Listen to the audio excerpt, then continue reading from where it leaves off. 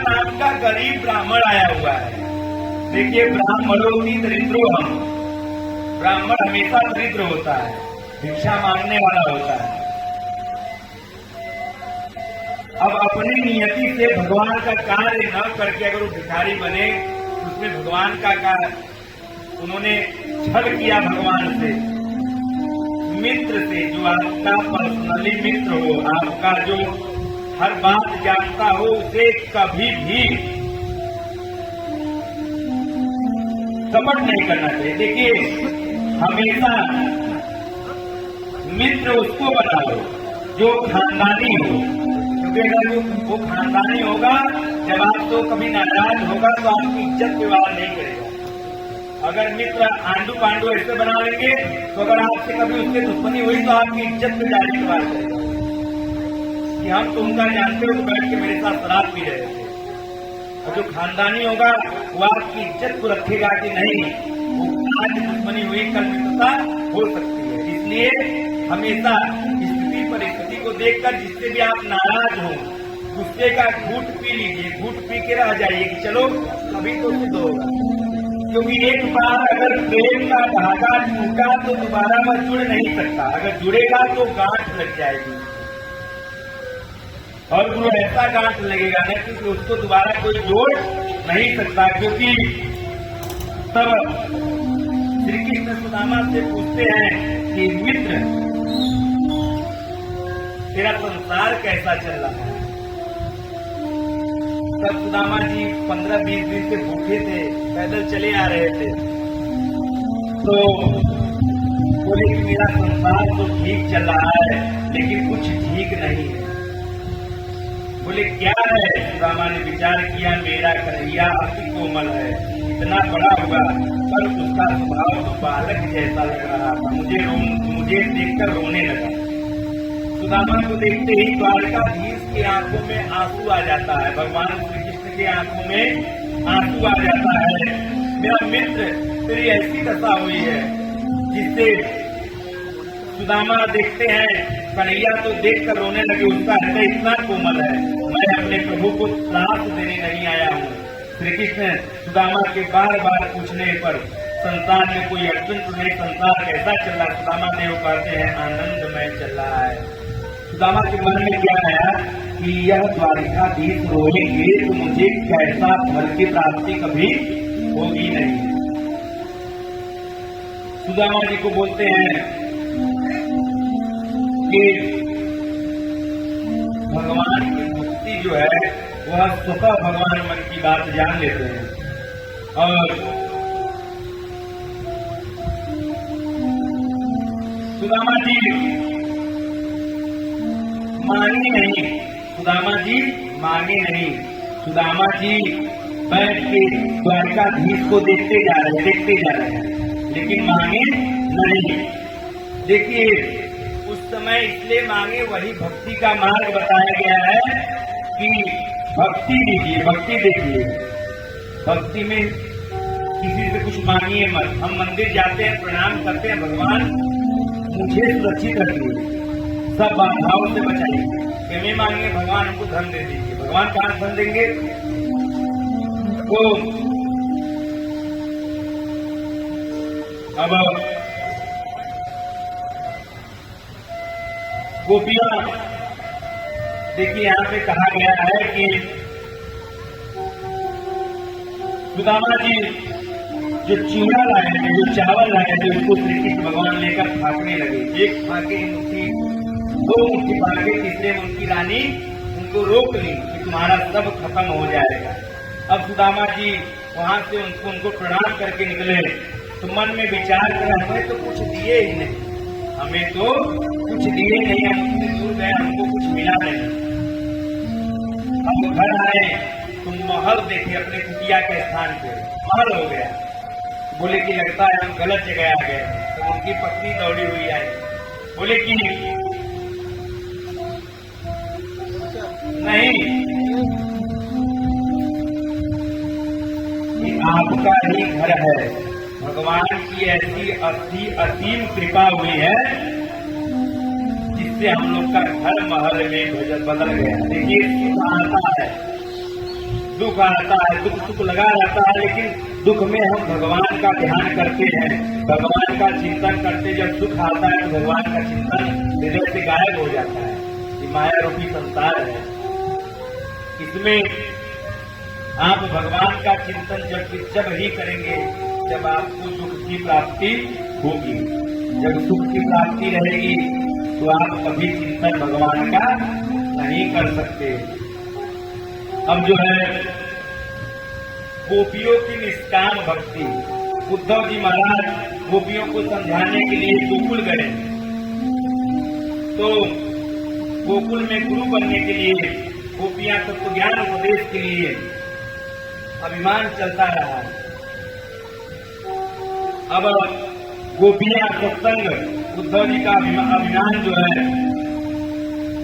ले पाए, गोपियां का सत्संग नहीं हुआ, तब तक उद्धव जी बहुत अकड़ में चलते थे, अभिमान में बोलते थे, मैं कुछ जानता हूं, मैं ज्ञानी हूं। देखिए हम ज्ञानी हैं नहीं, भगवान ज्ञानी है। कभी भी किसी भी व्यक्ति को गलत शिक्षा कभी मत दीजिए। भगवान श्री कृष्ण जो किए रासलीला किए, तो रासलीला मतलब एक खेल खेले लड़कियों के साथ, लड़कियों को लेके कहीं गए नहीं, लड़कियों के साथ एक खेल खेले। अब गोपियां समझा नहीं है, भगवान श्री कृष्ण भेजे उनको, तो उसमें से एक गोपी जो है उद्धव जी को बोलती है, अरे ये तो प्रेम की बात है कूदो, ये तो प्रेम की बात है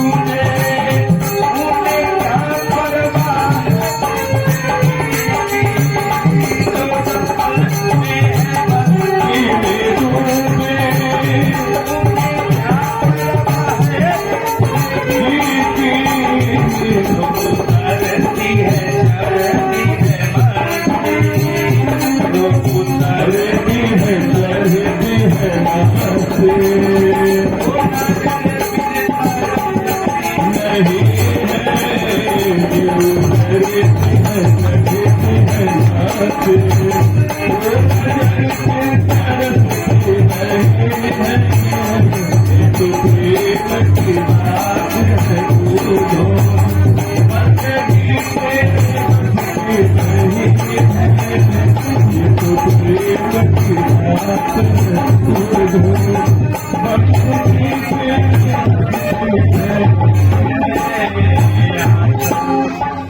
बोले राधा रानी सरकार।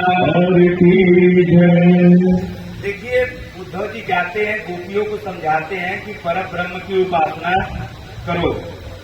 भगवान श्री कृष्ण परम ब्रह्म है, लेकिन गोपियां सुनती नहीं, बोलती हमें तो प्रेम है उनसे, हम कैसे मानेंगे। और आप हमको समझाने आए हैं, आपका दिमाग तो ठीक है। अब उद्धव जी का सब ज्ञान फेल हो गया। आप कितने बड़े ज्ञानी क्यों न हो, अगर आपको मूर्खों से पाला पड़ गया तो आपका ज्ञान खत्म हो जाता है। अगर आपके सामने मूर्ख आ गए तो आप उनको ज्ञान कभी मत दीजिए। अगर आपके सामने मूर्ख आ गए तो आपका ज्ञान वैसे ही खत्म हो जाएगा। आप उनको ज्ञान मत दीजिए, आप उनको कहीं छोड़ दीजिए, भैया जा तो ही ज्ञान है, हमको तो कुछ आता ही नहीं। उद्धव जी जब तक गोपियों के पास नहीं गए थे तब तक अपने आप को बहुत ज्ञानी मानते हैं, लेकिन उद्धव जी जब गोपियों के पास गए तब उनके मन में आया कि नहीं, ज्ञान तो मेरा भेद है। भगवान की कथा, भगवान का कुछ भी मैं जान लूं, लेकिन मेरा ज्ञान मुझे काबिल नहीं बना सकता है। अब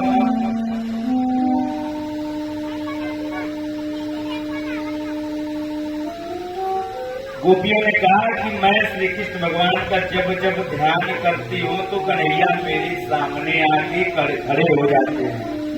देखिए, लोग पूछेंगे कि भगवान श्री कृष्ण का जन्म नहीं हुआ तब तक कथा कहाँ से आ रही है। तो ये उद्धव जी संवाद कर रहे हैं, अपने आप को ज्ञानी मान करके उद्धव जी संवाद कर रहे हैं। किससे कर रहे हैं? गोपियों से। गोपियों से बोल रहे हैं कि परम ब्रह्म जो है मैं ही हूँ, परम ब्रह्म और कोई नहीं है। भगवान जो है विचार पूर्वक हम देते हैं और वैराग्य पात्र में ही ज्ञान टिकता है। अगर आपको वैराग्य नहीं रहेगा तो आपको ज्ञान कभी नहीं टिकेगा। देखिए, हम जो पहाड़ा याद किए रहते हैं बचपन से, बाद में याद नहीं रहता 10 साल बाद। जानते क्यों? वो वैराग्य नहीं रह जाता। जहाँ बचपना बीता, शादी विवाह हुआ तो वैराग्य आपका, बचपना आपका खत्म, सात्विक आप रही नहीं है। भक्ति करने में सभी का अधिकार है, ज्ञान मार्ग में परीक्षा है और नैमिषारण्य में ब्रह्मसत्य है, और श्रेय और प्रिय दोनों जो है होना चाहिए। और भगवान के अवतार का प्रयोजन, भगवान का अवतार जो हुआ था उसका प्रयोजन क्यों अवतार हुआ? अवतार इसलिए हुआ कि ऋषियों ने सरल साधन पूछा है, भगवान के अवतार का प्रयोजन पूछा है। भगवान श्री कृष्ण प्रकट होते हैं, इसका कारण क्या है वह बताओ। कृष्ण कथा आप लोग अनेकों बार सुने होंगे, लेकिन तृप्ति नहीं होती है। विस्तार पूर्वक हमें कृष्ण कथा सुनाओ। संसार विषय ऐसे होते हैं जिन्हें भोग के बाद विषयों में अरुचि हो जाती है, विषय भोगने के बाद विचार विकारों से छूट जाते हैं। भगवान का चिंतन ही आपको अलग माध्यम तक ले जाएगा। अब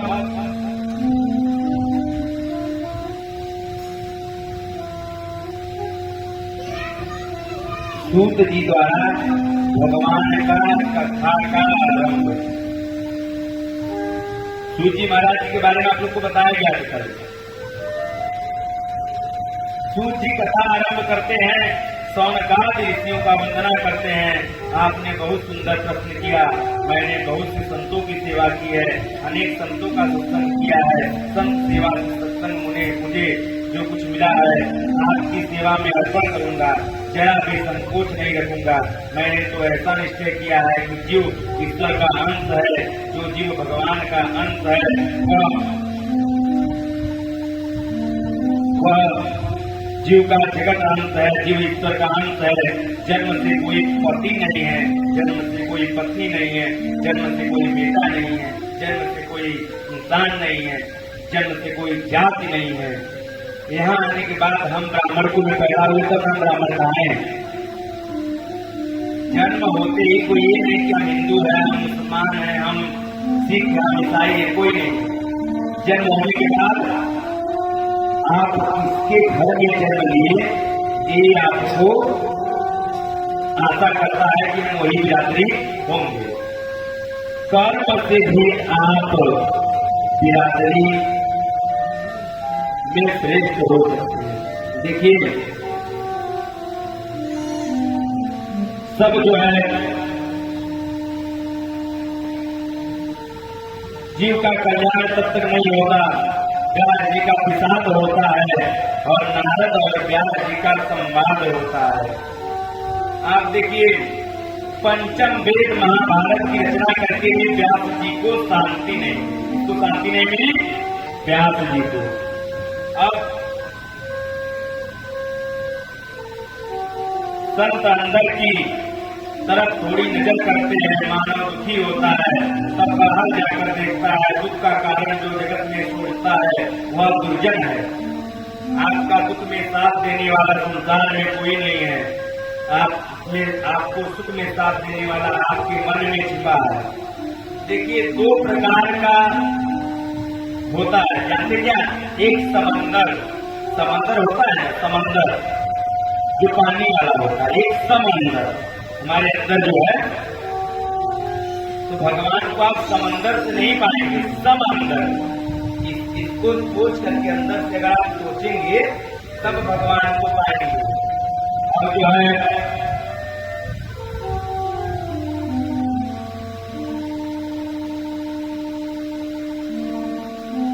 व्यास जी नारद जी की आपको कथा बताते हैं। नारद जी कहते हैं कि पूर्व जन्म में मैं एक दासी का पुत्र था, मुझे आचार विचार की ज्ञान नहीं था, मैं भील लोगों के साथ खेलता था।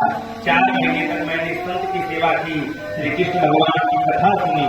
संत विषयानंद नहीं देते, संत भजनानंद नहीं देते, संत धन देकर सुखी नहीं कर पाते हैं, लेकिन संत जो देते हैं वह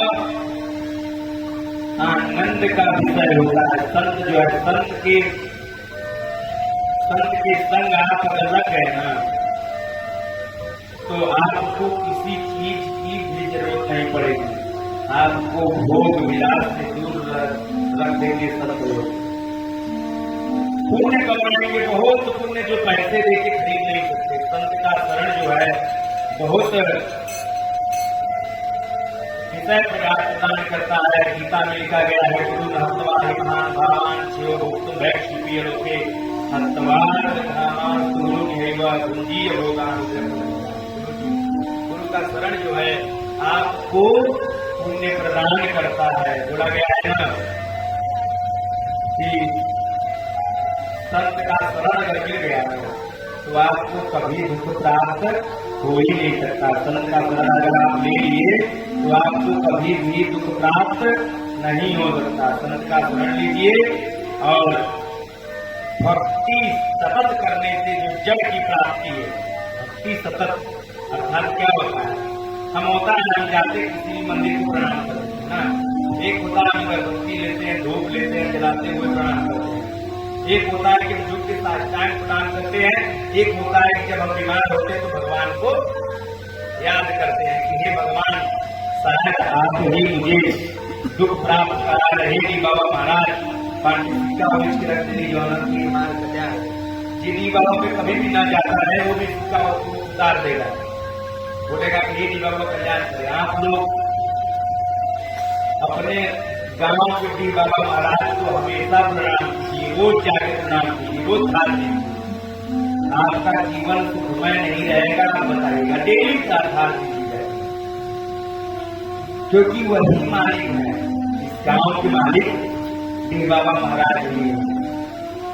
अपने अपने देह का ध्यान करिए और वहां जाके हरे कृष्ण कृष्ण कृष्ण हरे हरे, हरे राम राम राम हरे हरे, ऐसा जो है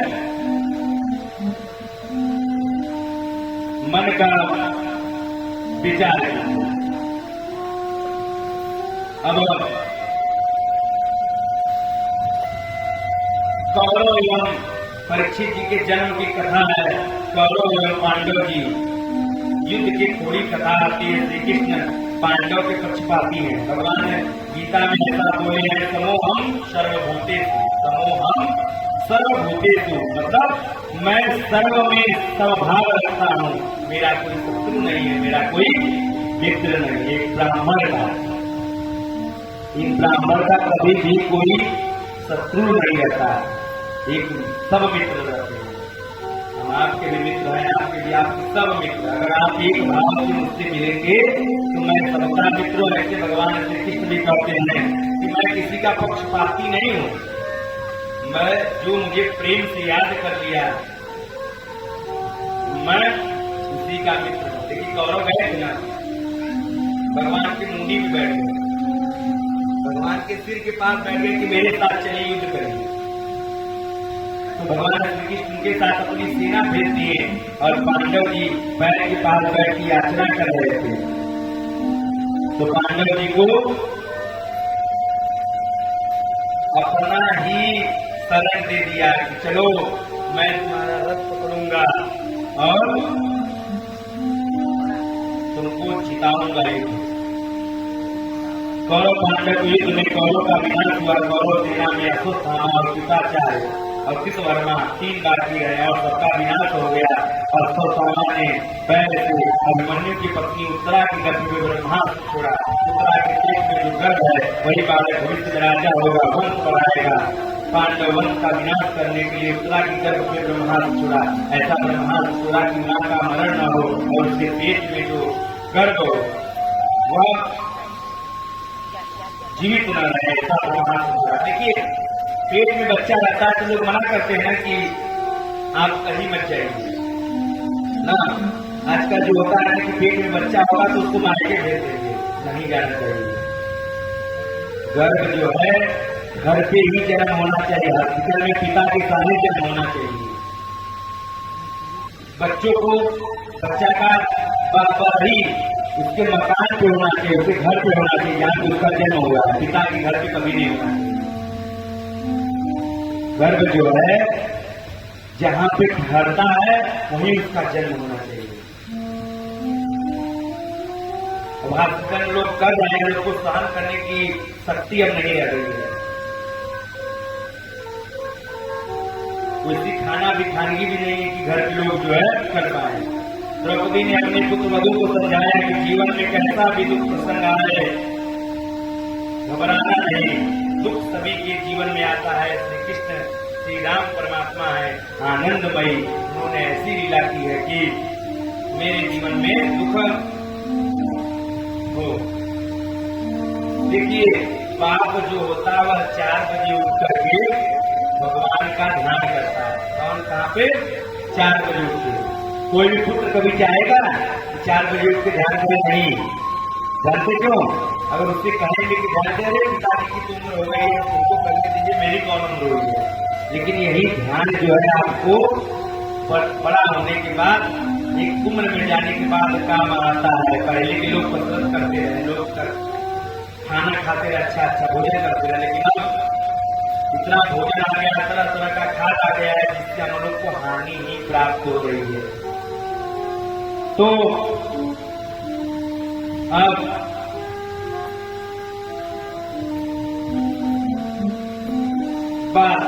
द्रौपदी बहुत भक्ति करती रही, उसे देख करके उसकी पुत्रवधि उत्तरा भी भक्ति करती थी। अश्वत्थामा ने ब्रह्मास्त्र छोड़ा, तब उत्तरा जी भगवान का स्मरण कर रहे थे। भगवान समझ गए कि अश्वत्थामा ने ब्रह्मास्त्र छोड़ा है, उत्तरा जी के गर्भ में प्रवेश किया है। सुदर्शन चक्र से गर्भ में जो ब्रह्मास्त्र छोड़ा गया है उसका निवारण कर किया है। भागवत के प्रधान श्रोता परीक्षित जी ही है। जीव गर्भ में नरक होता है, गर्भावास में नरक का गामी होता है। परीक्षित जी ने देखा हे राम तो मुझे मारने के लिए आ रहा है, एक 4 हाथ वाला तेजस्वी पुरुष चारों ओर से घूमता हुआ मेरा रक्षण कर रहा है। गर्भ में ही परमात्मा का दर्शन हो गया परीक्षित जी को। बोले भगवान श्री कृष्ण जी महाराज की जय, कृष्ण जी महाराज की जय। देखिए क्यों हुआ? परीक्षित की जो तात्विक थी द्रौपदी जी वह भगवान का भजन करती रही, संत का स्मरण करती रही। तो उनका देख करके परीक्षित जी की माता जी थी उत्तरा, वह भी भगवान का भजन करने लगी, संत का स्मरण करने लगी। इसलिए जब गर्भ में ब्रह्मास्त्र गया है ना, तब उनको लगा कि चारों ओर से कुछ घेरा हुआ है, चारों ओर से चार हाथ वाले भगवान, शांत आकार वाले भगवान, नाग पे की भुजाओं पे शयन करने वाले भगवान, नील वर्ण मेघ के समान वर्ण वाले भगवान, लक्ष्मी कांतर लक्ष्मी जी के पति मेरी सुरक्षा खुद कर रहे हैं। संत शरण में आने के बाद बोला गया है, अरे संतन के संग लाग रे, संतन के संग लाग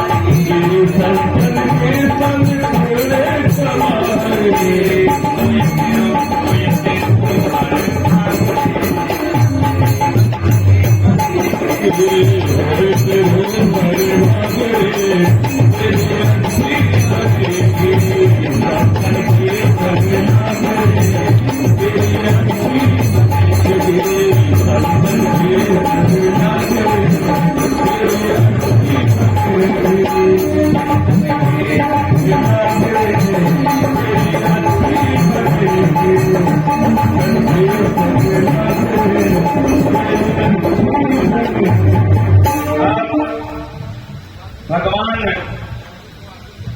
संत का स्मरण करती रही द्रौपदी, उसका देख करके उत्तरा भी भगवान का ध्यान करती रही, भगवान का ध्यान करती रही।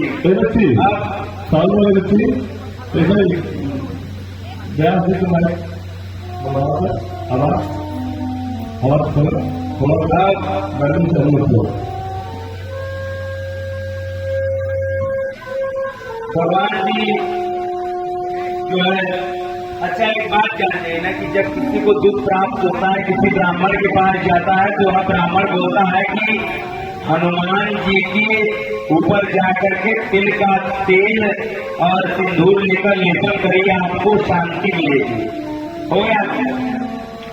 तो हनुमान जी के ऊपर तिल का तेल लेकर और सिंदूर लेकर लेपन इसलिए किया जाता है कि मन को शांति मिले, आपका मन भक्ति में लगे। देखिए क्या होता है ना कि भगवान का कीर्तन जो होता है,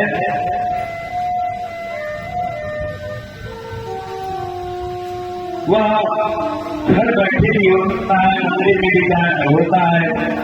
अब इस प्रकार भगवान का जीवों की रक्षा करने वाले भगवान परीक्षित जी को अपना सुदर्शन चक्र से ब्रह्म का अस्त्र का निवारण किए। बोले भक्तवत्सल भगवान की जय। अब आता है कुंती की भक्ति। कुंती की किसकी भक्ति? कुंती की भक्ति। भगवान श्री कृष्ण अब द्वारिका जाने के लिए तैयार हुए हैं। कुंती ने जब सुना कि श्री कृष्ण द्वारिका जा रहे हैं, तो कुंती को भगवान का वियोग सहन नहीं हुआ। दिन भर में श्री कृष्ण का दर्शन करती रही हूँ, श्री कृष्ण मेरी आंखों से दूर न जाए। जिसके वियोग में आपको दुख होता है वह आपका सच्चा प्रेम हो। अच्छा, किसको किसको वियोग में दुख होता है कि हमारा पुत्र कहीं बाहर कमाने गया है, रोना आ रहा है, तो भगवान का रथ साथी दारू को आज्ञा हुई कि मार्ग में रथ खड़ा है, श्री कृष्ण भगवान रथ से उतरते हैं। आज कुंती का हृदय पिघला हुआ है और आंसू प्रेमांसु निकल रहे हैं, शरीर में रोमांच है। भगवान मुझे छोड़कर जा रहे हैं। श्री कृष्ण वियोग का दुख हुआ, कुंती मार्ग में बंधन करती है, बंधन भगवान को बंधन में डालता है। वैष्णव जो होते हैं वह भगवान के बंधन से बंधने करते हैं। जगत में और कुछ है नहीं, इसमें जगत में और कुछ भगवान के चिंतन के अलावा कुछ है नहीं। अब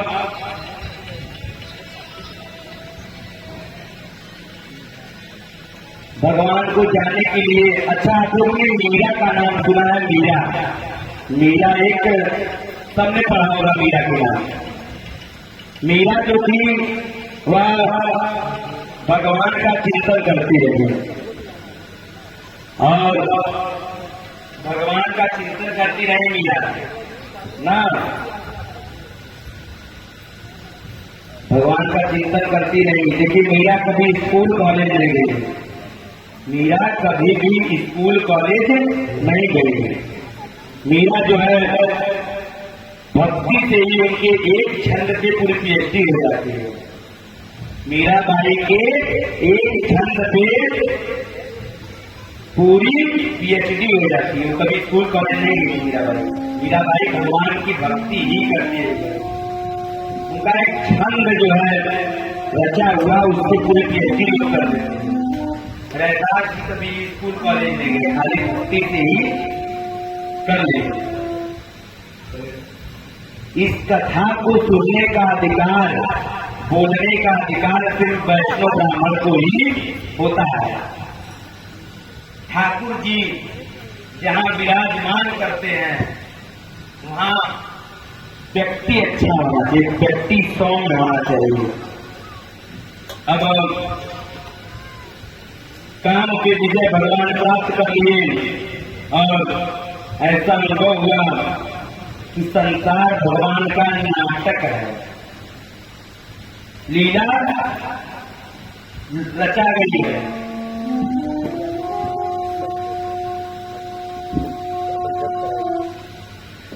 अब जो है कलयुग के लक्षण को देखकर एक ऋषि जी को चिंता हुई।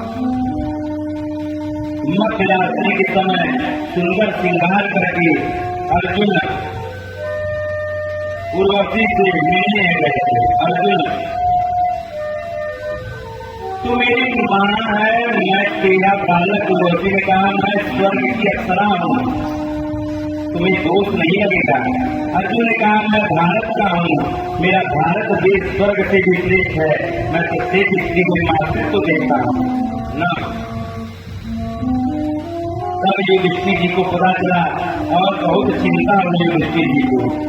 और फिर उसके बाद जो है परीक्षित द्वारा राजा बनाकर पांडवों का हिमालय को प्रस्थान होता। परीक्षित जी को राजा बना करके और परीक्षित द्वारा कलयुग का दमन। राजा परीक्षित जो थे वह प्रतापी राजा थे। उनको पता चला कि 7 दिन बाद मेरी मृत्यु होने वाली है। किसके द्वारा? सर्प के द्वारा। किसके द्वारा? सर्प के द्वारा। तो उन्होंने जो है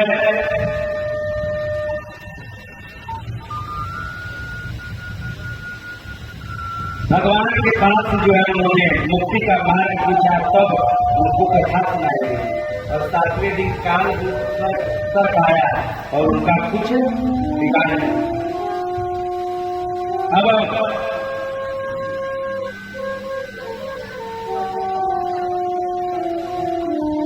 परीक्षित जी को साप की प्राप्ति किस प्रकार हुई। एक दिन परीक्षित राजा को इच्छा हुई कि पांडवों ने मेरे लिए क्या रखा है।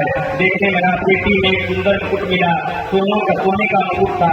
किसी भी वस्तु का उपयोग करो तो उसमें थोड़ा विचार कर लो, कहाँ से आया है, कौन आया है, कहाँ दोष, कर्ता का दोष, मित्र का दोष, प्रत्येक वस्तुओं में का दोष आता है। देखिए कोई भी आप वस्त्र लेंगे, कोई भी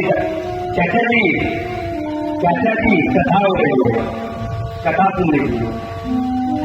परीक्षित का जो दोष का किस प्रकार आया कि आप कोई भी वस्तु लीजिए, उस वस्तु को परख लीजिए कि कौन आया है, कहाँ से आया है, सही है कि नहीं।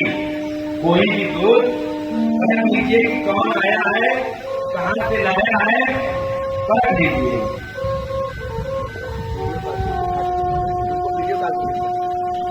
हाँ, अब जरासंध राजा का मुकुट था। जरासंध ने अनेक राजाओं का विनाश करके अधर्म से धन कमाया था, उस धन से मुकुट बनाया था जो पांडव के घर में था। आज बुद्धि को बिगड़ता है। परीक्षित जी राजा को अच्छा लगा और मुकुट को सिर पर रखकर हिंसा करने की इच्छा हुई। जंगल में गए, अनेक पशुओं पक्षियों को हिंसा की। मध्याह्न काल में भूख लगी और प्यास लगी, घूमते हुए समीप ऋषि के आश्रम में आए। उस समय महात्मा समीप ऋषि आदि नारायण परमात्मा के ध्यान में तन्मय थे, समाधि में थे। राजा ने कहा मुझे भूख लगी है, प्यास लगी है। ऋषि ने सुना ही नहीं। राजा को बुरा लगा, बोला मेरा अपमान कर रहा है। क्या बोला कि मेरा अपमान कर रहा है। तब ऋषि ने सुना नहीं, समाधि का ढोंग कर रहा है। ऋषि को परीक्षित जी सोचे इसकी समाधि सच्ची है या झूठी, मैं इसकी परीक्षा करूंगा। अब जो है किसी साधु संत की परीक्षा नहीं करनी चाहिए, किसी साधु संत ब्राह्मण की परीक्षा नहीं करनी चाहिए। वो आपके दरवाजे आ गया, अपना जल पी लिया तो आप पवित्र हो गए।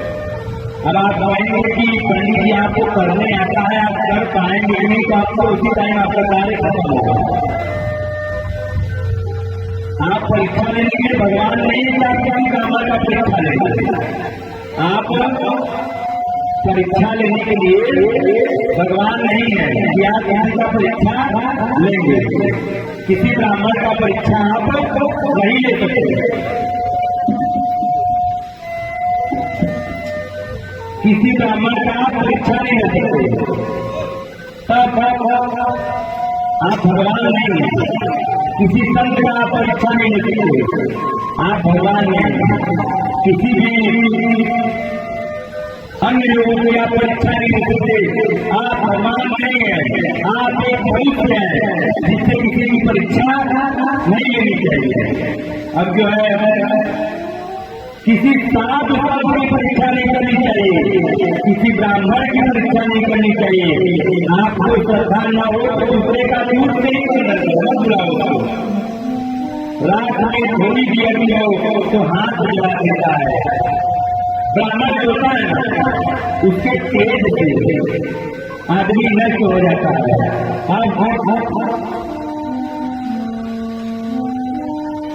परीक्षा लेने की इच्छा से मरा हुआ सांप परीक्षित जी उठाए और ऋषि के गले में डाल दिया।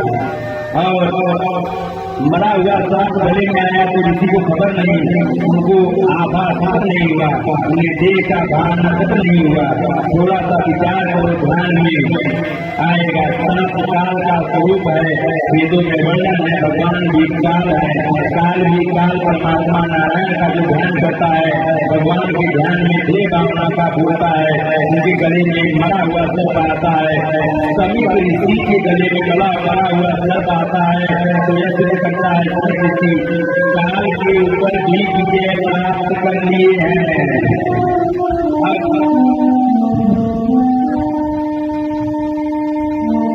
काल के भगवान भी काल ही है। जो दूसरों का अपमान करता है वह अपना भी अपमान करता है, और जो दूसरे के साथ कपट करता है वह आत्मा के साथ कपट करता है। राजा परीक्षित ने मृत सर्प के ऋषि को गले में डाल दिया, जीवित सर्प राजा कहने में आने वाला है। बुद्धि जब बहुत बिगड़ जाती है तब समझ लेना कोई न कोई बहुत बड़ी विपत्ति आने वाली है। बुद्धि बिगड़ जाएगी, पहले विनाश काले विपरीत बुद्धि होता है, विनाश काले भरभर बुद्धि हो जाता है। बुद्धि मतलब वही खराब हो जाता है। विनाश काल विपरीत होती रही तो लोग चले जाते हैं, निकल जाते हैं, लेकिन विनाश काले भरभर बुद्धि हो जाती है तो आप वही अब जो है अब